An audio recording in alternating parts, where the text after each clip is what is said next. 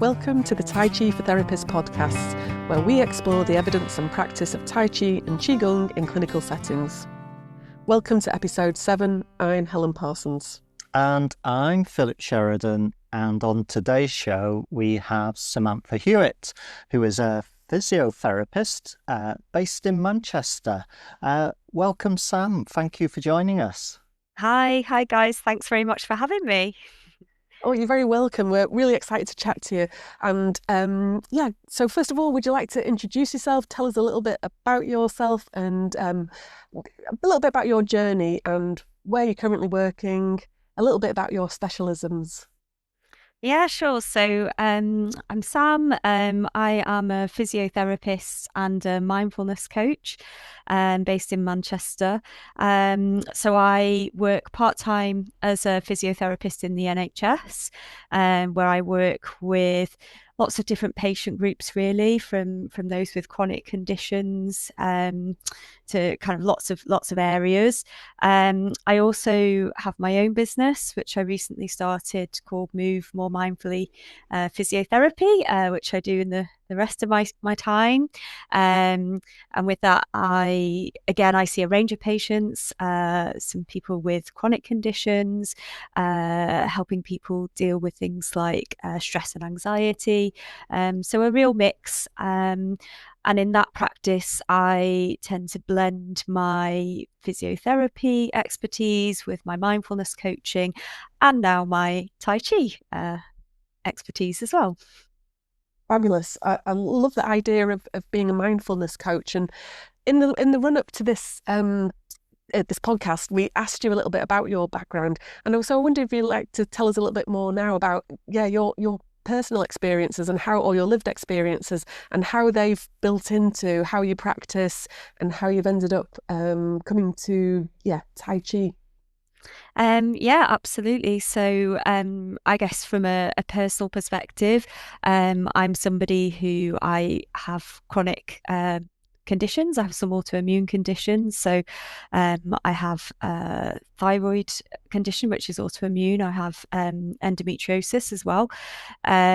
These conditions, they do tend to kind of cause both physical and mental and well-being. They have an impact on your life in both of those spheres.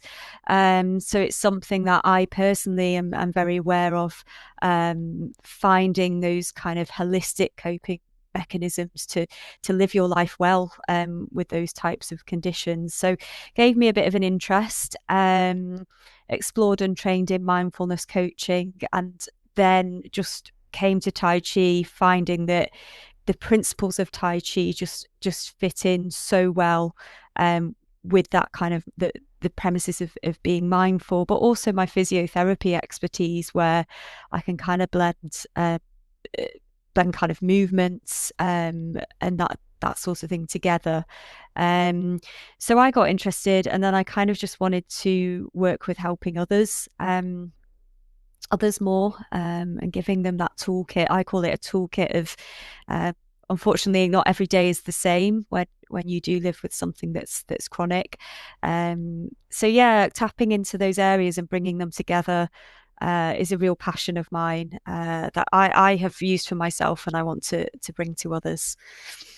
That's fantastic. I think that gives you a little bit of a unique window because you're there as a rehab professional, Sam, but you're also a patient, aren't you? You bring patient experience, lived experience, and that, I would say, brings certain insights into that rehabilitation process.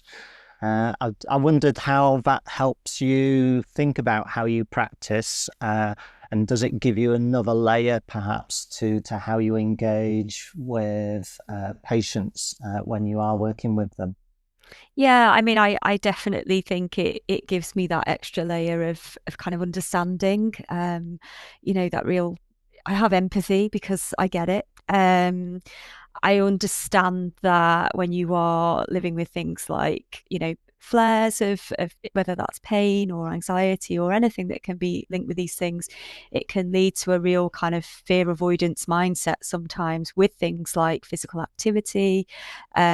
that can, it's a vicious circle really, because it can impact you negatively if you're afraid to move and then you don't move, and then unfortunately that doesn't help. So absolutely, having that experience myself, I like to think that I'm able to bring that into really understanding others and taking them on that journey, and supporting them with the confidence that I'm qualified, I have expertise in this area, but I'm also a person who gets it and wants to support them through that, and ultimately make sure that they can still live an active life, and improve their well-being. I think that's such a important insight and a super quality as well that you bring there. Really do. Yeah, it's fascinating because you already had this interest in mindfulness, and you'd already kind of brought on the extra tool in your toolkit, which was mindfulness coaching. Can you tell us a bit about the mindfulness coaching, what it entails a little bit, and then why you felt like the Tai Chi would complement that? Yeah, absolutely. So with mindfulness coaching, it's a lot about obviously us kind of practicing being more present in the moment, and taking ourselves away from perhaps fears and worries and anxieties, and sort of appreciating and exploring the moment without judgment. So it can be things like practicing meditations, but it can also be functional. So I think sometimes people and clients don't realize that mindfulness doesn't have to be sitting still cross-legged, and it's actually also really not comfortable for some clients to do. So it can be within kind of either functional tasks in the day or movement, which really nicely led me on to Tai Chi, because obviously with the principles of Tai Chi, that element of mindfulness is built into kind of movement with the body, and that idea of flowing. And I just think that's a gorgeous metaphor, particularly when I'm talking about things like chronic conditions or pain, fear avoidance.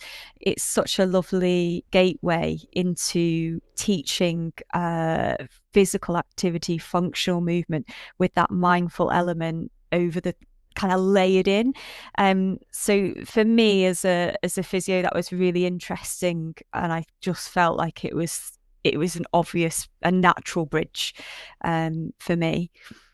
Yeah, that really chimes with me, Sam, as a patient and someone who lives with pain and other chronic conditions, and just how movement can really become quite isolating as you restrict your kind of worldview as a consequence of that lived experience, and how I began to re-explore my relationship with my body through Tai Chi and other kind of movement practices associated with that. But it was using movement really as a means to help unlock some of those emotional and mental aspects, perhaps rather than tackling them directly through, say, psychotherapy. Not to say that that's not a really good route to go down when necessary, but I think that physical aspect can also be incredibly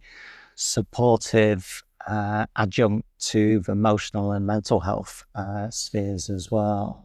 Yeah, absolutely. I would totally agree. And I just think that kind of psychological and physical element, they are so intertwined, because there is so much wrapped into living with something that is chronic. And I think for example, if sometimes if say you've had, I don't know, an operation, you recover from that, or there's a set period of time where you will do your recovery, and then you will be, for want of a better phrase, well again. Whereas when you have something that is more with you for life, ultimately, you don't have that window. So it's about learning to tackle your symptoms and deal with your good and your bad days, but knowing that you have something like Tai Chi where I can do certain things some days, but I can still access the practice on bad days. I might just do something a bit different. And I think for me, and me personally as well, it was just about having something that could remain constant and enable me to manage both physical activity in those levels, but also the kind of, as you say, Phil, the mental aspects of dealing with that as well. That's really interesting, and there's so many questions I want to ask you, different tangents here. And I think because the one point that stood out is I think we as health professionals, we know a lot about the evidence base for mindfulness. It gets talked about a lot in the general public as well. But we know that how many people struggle with it when the practicality of sitting still for lots of people for many different reasons, whether it be physical pain, different mental health conditions that make it quite difficult to sit and kind of experience mindfulness. The benefits then of having a moving mindfulness practice that we don't just leave people without any sort of mindfulness. Well, okay, this is not for you because you can't sit. We've got an option B for people. But also it was lovely to hear that you'd felt you'd benefited as well from incorporating the Tai Chi and bringing it into your lifestyle. I don't know if you want to say anything more about either of those. Yeah, I mean, absolutely. I benefited. It's one of the reasons that I came to the course eventually, really, because I'd benefited from it myself. I'd been learning and practicing some Tai Chi, and then saw that there was an opportunity to train in this and bring it into my practice, which was just great to see. And I thought, it's benefited me. I probably keep saying this, but my genuine passion is to pass that on to others, and give them some hope, to be honest, in some ways as well, that you can live well. So yeah, absolutely, that was part of it. As you say, there is lots of buzz around things like mindfulness at the moment, but I like that. Particularly when I learned the Tai Chi on your course, there's the evidence base that we're looking at. So it fits quite nicely into my clinical practice. And I think that kind of clinical reasoning, and I think that gives clients and patients reassurance as well, that this is something that, when you're reviewing the evidence and it should become part of kind of your clinical practice. So I think that works quite well. So yeah, it's definitely benefited me as well, though, I can say. So when you are working with patients, how do you introduce movement such as Tai Chi to them, who they may be quite reticent at first? What's your process of maybe working with a patient or a patient group? I mean, it's quite individual. So for some people, they've heard of Tai Chi and they might be really quite interested in giving it a go, but they don't know too much about it. But they think, oh, that could really help with, I'm really stressed, or I'm really, and so it's in that way with people, they're quite keen, and it helps to really, go into it as in Tai Chi with them. Whereas I think sometimes if you're perhaps dealing with somebody who is more reticent or fearful, or, as we've talked about, has a complex condition where there might be lots of physical and mental aspects to what they're experiencing, I don't necessarily then say, well, we're going to learn some Tai Chi today and here's all the theory. I find that it's almost just nice to bring in the movements and the breathing, if you'd like. I try to overlay that if you want to do it. I don't like to put too much pressure on it, and just bring it in gently, as in some really lovely mindful movement we're going to do, and I don't label it too much, and before you know it, they're loving it and they haven't really thought about what they're engaging with. So I kind of tailor it depending on who I'm working with, really. Yeah, I love that idea of individualizing, because we think Tai Chi is so adaptable. It's very flexible and very easy to kind of tailor it to each individual. Have you can you give us any more examples of maybe how you've adapted, or simple things that you might do for Maybe someone? a case study, I don't know. Yeah. So I've had kind of a one-to-one client who came to me with they have chronic conditions, they have anxiety and associated kind of mental health that's all fed into that. They'd tried physio before, so I think it's interesting to ask people, what have you tried before? And I think they probably had the traditional route, which is fine, and they tried exercises, but they were struggling really with fear of activity, and openly acknowledged themselves that was kind of feeding into the mental aspect and physical together. So we kind of worked together. This was a client where, as I mentioned, it was very gently. So rather than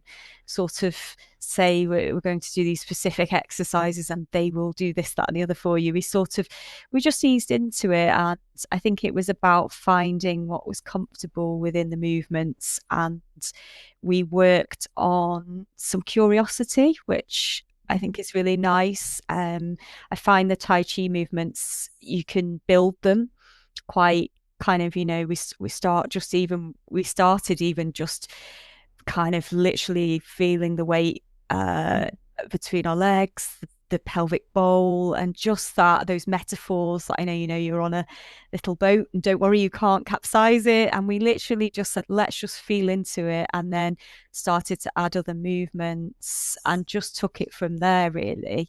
And I think, as I mentioned before, this person, it's lovely to hear that she actually said, well, I'm going to throw out all the other exercises because I love this now. But I said, I in no way endorse, you can do as you wish. So it was just lovely to watch that change in mood as well. And we actually were joking because at one point we kind of just physically saw some of the tension. And she said herself, I just felt that tension go from it was her shoulders. And it was just lovely to see that is true kind of mindfulness in movement. Because one of the things that this individual had found, and I don't think is necessarily uncommon with other chronic pain sufferers I've talked to, if I was to do, say, like a body scan or something like that, sometimes that can be really difficult and actually a bit triggering for some people who you're holding on to pain, and ultimately unfortunately you can't necessarily do anything about it. You can't release a muscle and it's gone.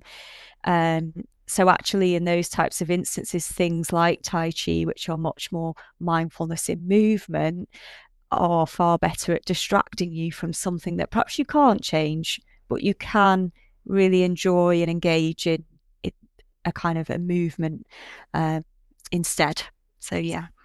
I think, again, your practice and that description there is really exemplifying what the kind of modern trend in the research around Tai Chi and qigong is saying, is that, again, it needs to be tailored to the patient or a patient group if you were working with a group. And that's very much just good therapy, isn't it? It's about meeting your patient where they are and asking questions that are important to them and meaningful for them. And that there isn't a ABC program that you can just shoehorn patients into. It is very much that skill and nuance as a clinician who can negotiate the evidence and the lived experience of the patient and find their way through that process so that you elicit some of those wonderful responses that you described, Sam. Yeah, absolutely. And I also think that, finding movements that people can take away and do themselves easily. I found, the Tai Chi moves we do don't have to be groundbreaking or really complex or, even getting too technical with it. In honesty, it's just giving them something that is very easy to practice. They can incorporate either as part of a daily routine, or if you're having a particular flare, and it's just even just a couple of moves that you've got that you can tap into. I really try to, as you say, individualize that and see it as a prescription of something. I really think sometimes Tai Chi in other domains can bring a lot of baggage with it in terms of the movements in Tai Chi somehow confer something different from other kinds of movement. But I think it's the kind of philosophical aspect will be that there's a kind of underlying way of thinking, of experiencing one's body within that kind of Tai Chi discourse.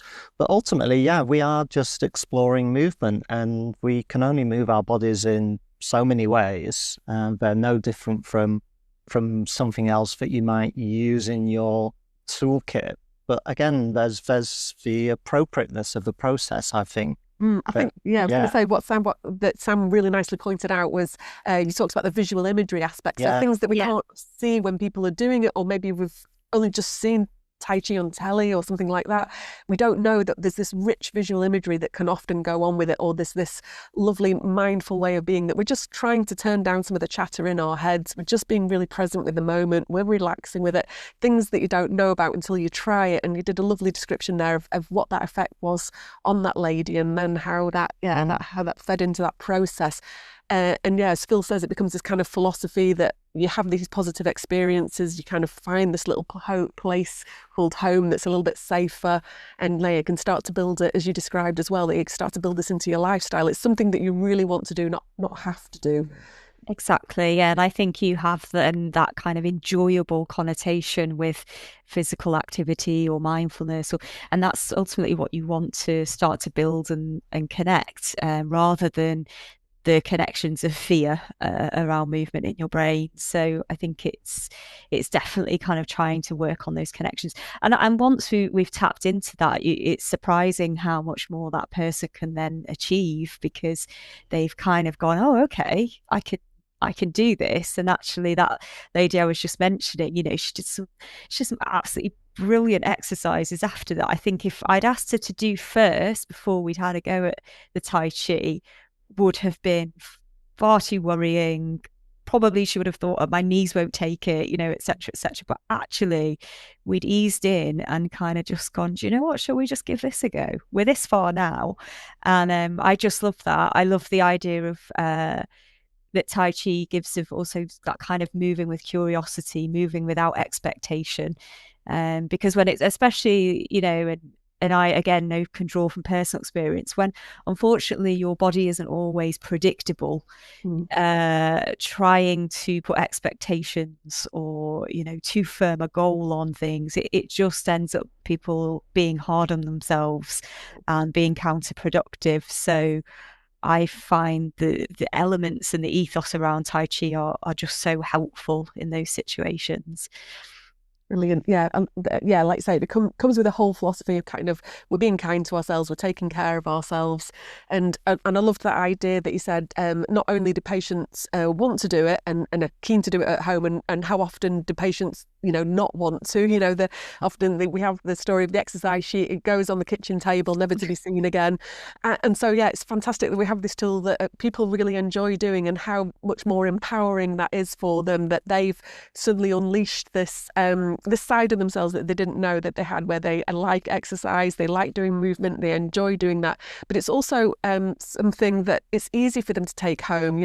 These movements are relatively easy to do. You don't need any equipment. There's nothing fancy to them. And like you say, keeping it simpler is better as well. I thought that was a really important point you brought out, that sometimes we think that Tai Chi has to be complex, but actually there's so much to be gained from keeping it simple, so we can work on some of those principles as well that we're here underlying. Yeah, I'm just thinking when you're working with a patient, are there some particular kind of, shall we say, Tai Chi principles that are really in the forefront of your mind, that you're kind of wishing to communicate with the patient?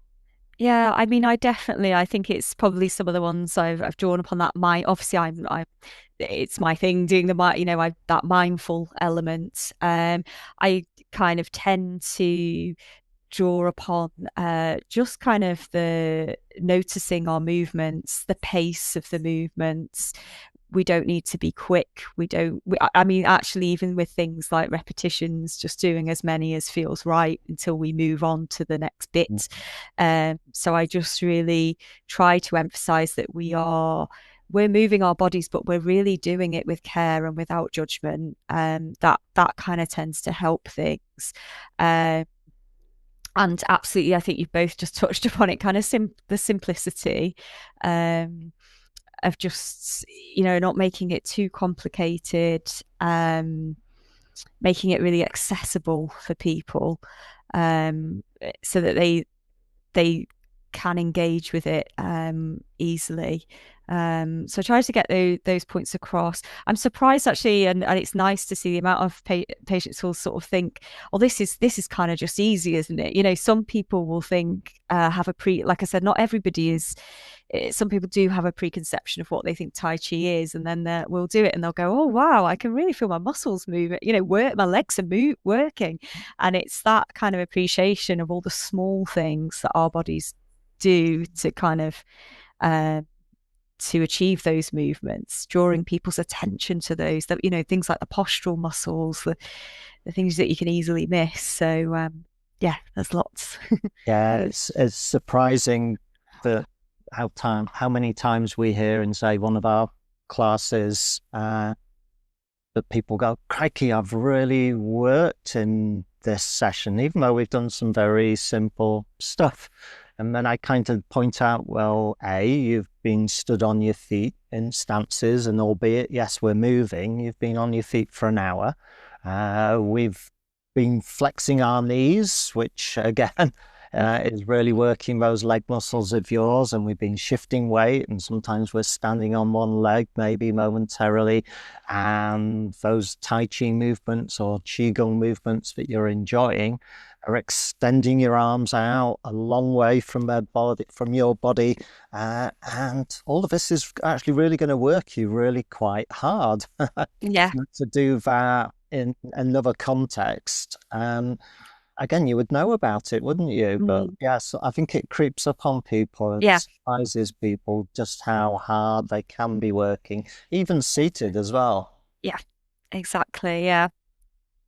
So, like you came with some experience, I believe, also prior to your physio, you'd also already done some exercise instruction and things like that. Is that right? And so, I'm just kind of interested in how you'd incorporated, if you'd found any difficulties incorporating.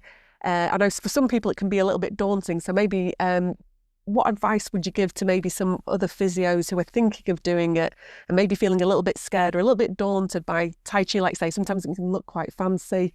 What might you tips? What might you say to the? Just kind of absolutely what we've been saying about just keep it simple. I think even myself, when I came into getting interested in Tai Chi, and I felt like, gosh, I'm going to need to learn these really complex sequences, and how will I remember all of this? And actually, like you've been saying, I think keep it very simple. It doesn't have to, sometimes it can just be an element of your practice. So, a couple of movements that are appropriate and clinically reasoned for that patient. It might be from a range of movement perspective. It might be from a balance perspective, a strengthening, and just a couple of, adding in a couple of simple movements. Remember, if you can't get it, then how on earth is the patient going to take it away and practice it? So don't overcomplicate and worry about it's got to be this big convoluted thing. Actually, just, I have a couple of moves that I just come back to because they work so well. They target the things that you generally want to work on, and people get them. So I say, just don't worry about overcomplicating it too much, and it can be clinically reasoned into your practice, just like any exercise should be and can be. So yeah. Fab. So go on, Helen. So yeah, it's just been fascinating to talk to you. I feel like we've packed in so much already, and just that just to continue that point about the evidence, like you say, we can use our clinical reasoning. We understand. We've got to understand the person that we're working with. We've got to understand the evidence base. Where that's part of the toolkit.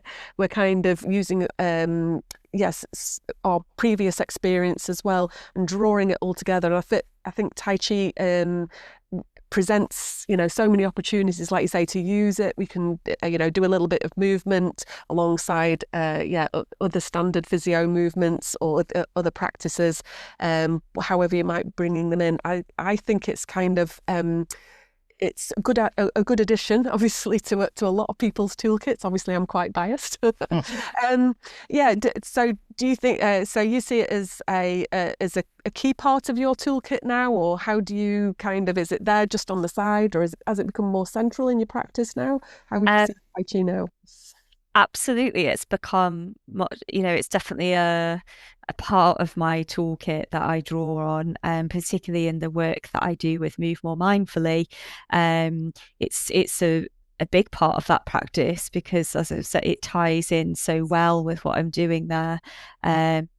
It's I would say that I use it quite regularly in terms of treatment. And actually, it's kind of, I think I started off more thinking it's part of my toolkit. It's a great adjunct, but I would definitely say that it's crept in more and more because it's so versatile as well. How do you see your kind of personal professional practice developing as you move forward, Sam? What's the future got in store for you? So I'm hoping I want to kind of really start to build on the work I've started with Move More Mindfully, and start to, like I say, I guess just put my passion out there to others, and start to kind of teach more. I'm looking at the moment at perhaps doing some classes as well, so it'd be lovely to extend into more of a group environment. So I really I'm very passionate about bringing this style of physiotherapy and mindfulness and Tai Chi to people and to patients to support them. So I just want to keep going with it, really. Fab. And I was going to say, you're really kind of embracing the biopsychosocial approach, really, aren't you, in so many respects? Yeah, absolutely. I think that those two things are so intrinsically linked. It's almost like, why wouldn't we treat this way? Wonderful. If people want to find out more about your new practice, your moving mindfully, where can they find you? So you can take a look at my website, which is movemoremindfullyphysiotherapy.co.uk. You can find me on Instagram or Facebook at Physio Move More Mindfully. Take a look at my page. I post lots of information, and you can get in touch if you would like to chat further. Thanks so much. Any final thoughts before, anything else you'd like to add? I feel like we've covered so much already, but anything else you'd like to add before we start to wrap up? It's been absolutely fascinating. Oh, thank you. No, it's been lovely to chat to you guys, and just so nice to be able to talk about these things, and absolutely how we can have this toolkit of skills as therapists. I feel like I don't need to fit into a box, and I think having something like Tai Chi it's just been great for that holistic toolkit. Thank you so much. Oh, thank you for your time. It's always fascinating to chat with people and hear about all the different ways that they're using the Tai Chi in their practice. And thanks for sharing your lived experience as well, because I think that's a really fascinating insight, and the benefits you've had personally from doing this Alexa mindful movement practice too. Yeah, thank you so much, Sam. Thank you for joining us. You've been listening to the Tai Chi for Therapists podcast. If you would like to find out more about our CPD course called Tai Chi for Therapists, then you can also head over to our website at www.taichifortherapists.com. We will post all those links to Sam's website and her socials, so you'll be able to find those in the show notes as well. But for one last time, thank you so much for joining us, Sam. Thank you. Thanks, guys. Thanks, Sam. Take care.